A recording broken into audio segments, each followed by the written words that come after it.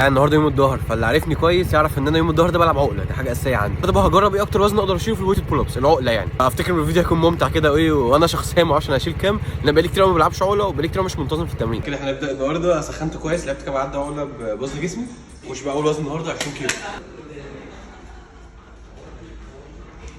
المجاميع كلها عده واحده عشان بنجرب اكتر وزن هنشيله النهارده.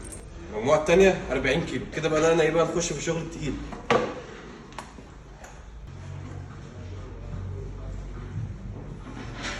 صعبه شويتين.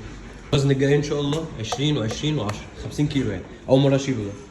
سبحان الله، النور رجع اول ما جيت اشيل 50 كيلو. ده علامه انا مش هجيب الوزن. يلا بسم الله.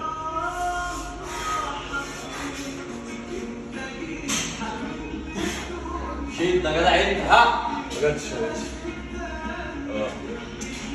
بما ان ال 50 ما جاتش نجرب ال 45 بقى. هي المفروض تيجي في العادي، بس انا طبعا بعد